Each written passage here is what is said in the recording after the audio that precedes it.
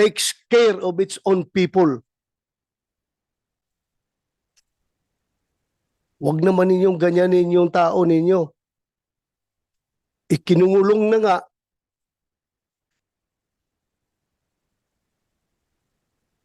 Sobrang injustice na na-experience niya ngayon, putulan pa niyo ng sweldo. Paano ang pamilya niya? Paano yung pag-aaral ng pamilya niya? Paano yung pagkain nila pang araw-araw? Wala na siyang sweldo. Okay lang sa akin yun kung iskalawag yung tao. Kung ninja cup yung tao, go ahead. You punish him.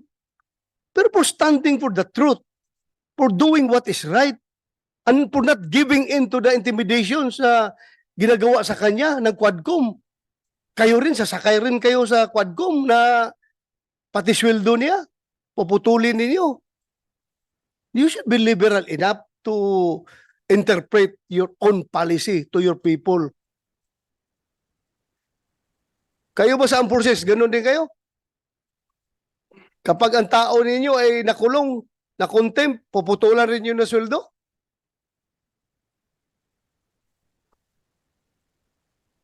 Anybody from the Armed Forces can speak up? General Mortelo, sir, from the Yes. AFP. In our case, sir, it's all based on the legal requirements of to discipline our people. So it's all within the bounds of policies within the organization. We have yung tinatawag namin, sir, na the right of the commander to institute punishment. So meron sa the AW 105, sir. So any commander, even down to the smallest unit, can impose punishments based on the to institute discipline within the organization. So hindi basta-basta. Meaning, the commander still has the discretion. Yes, sir. Yeah. Discretion, yan ang pinaka-magic word yan. Discretion mo yan, being the commander. Nakita mo yung sitwasyon ng tao mo. May discretion ka. Di ba? Yes, sir.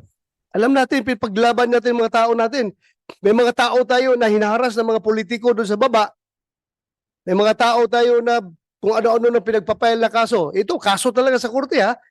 Harassment cases dahil nga, ako mismo, may mga kaso ako noon na harassment cases pang politicians because hindi ako nag-give in sa kanilang kagustuhan, sa kanilang pansariling kagustuhan. Hindi ako nag-give in. Kinasuhan ako.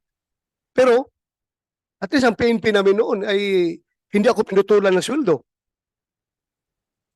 May kaso nga ako eh. Pero hindi ako pinutulan ng sweldo. Dahil nakita naman ng PNP leadership na itong tao na ito nagtatrabaho lang. Nasagasaan ang politiko. Ngayon, nagalit ang politiko, rumisbak, kinasuhan. So bakit ko puputulan ng sweldo itong tao na nagtatrabaho? Sa taong matino.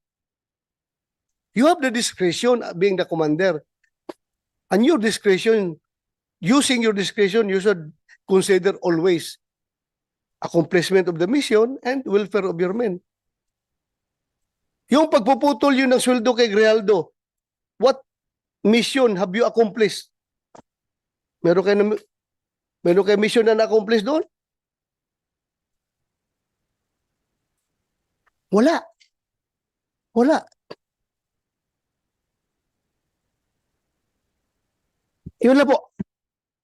Nandito kayo mga pulis, makinig kayo. Nagsusuot kayo ng uniforme na yan. You're wearing that badge. You're wearing that badge. You stand for what is written on that badge. Ipaglaban ninyo yan. Huwag kayong magpaitoy-itoy sa mga politiko. You know what I mean? Huwag kayong magpatuta-tuta sa mga politiko, Yung mga politiko na yan, hindi yan nagtitraining. Kayo, nagtraining kayo, yung sweat, blood, and tears ay nagsipaglabasan sa inyong katawan dahil sa training na yan at gaganunin lang kayo.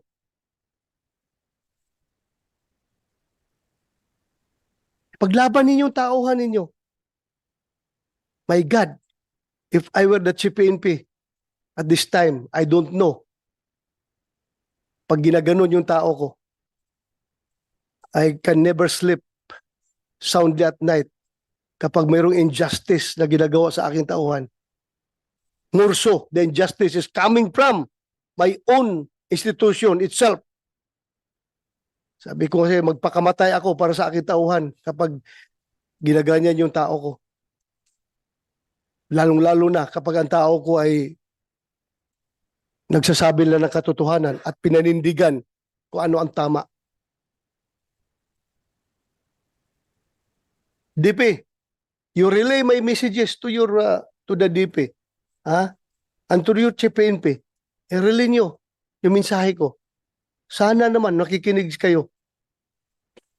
Hindi ko kayo pwedeng diktahan on what to do because that is already overreach on my part. May sarili kayong chain of command. Sundin ninyo. Pero sa akin lang, as may oversight function, nakikita ko talaga sobrang injustice na ginawa nyo kay Grijaldo. Paglaban nyo yung tauhan nyo. Lalong-lalo na, classmate mo yun. Sobra ang nangyari sa kanya. Eh, anong sabihin ngayon ng ibang mga opisyal ninyo? Ibang mga tauhan ninyo? Ganito pala ngayon. Hindi pala ako kayang dipinsahan ng aking sariling institusyon kapag ako'y lumalaban sa tama at sa katotohanan. Hindi pala ako kayang dipinsahan. Bagkos ako pa'y pinutulan ng sweldo. Ano makakain ng pamilya ko kapag ganun? Makonsensya naman kayo.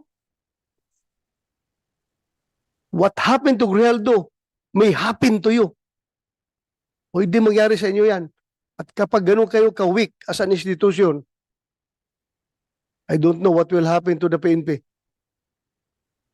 Lumaban kayo. Labanan ninyo yung tama. Huwag kayong magpa-kuhan dyan. Yes. Sir, I would like to inform the Honorable Senator that the PNP is apolitical po, sir. With regards to Colonel Grijaldo po, sir, it may po meron mga reasons kung bakit yung sinasabi niyo po, sir, na naputulan siya ng sahod. It may be the resource person, si Colonel Uliciano. Hindi po niya alam yun, sir, Your Honor. So, baka may mga reason naman po, sir. Alam Thank you, ko ang sir. reason, no work, no pay. Yun nga, but what I'm telling you is about the welfare of your men, that you should be liberal enough in implementing your own policies. Tingnan yung kabutihan ng tao. Because hindi ka forever, Kenneth, Regional Director, may chance rin na mangyari sa iyo yan. At kung pag nangyari sa iyo yan, what will you feel? Yung injusticia. I am not telling you to PNP to be political. We're not talking about politics here. We are talking about the welfare of your people. We are talking about your institution. There's no political behind my statement. What is behind my statement is yung aking pagiging pulis. Kasama niyo ako. Hindi ako outsider ng PNP. And I love the PNP. Hindi. Yung pinanggalingan ng mga pinagsasabi ko, hindi. Dahil nasa kabilang bakod kami ng politics. Wala. At akin dito.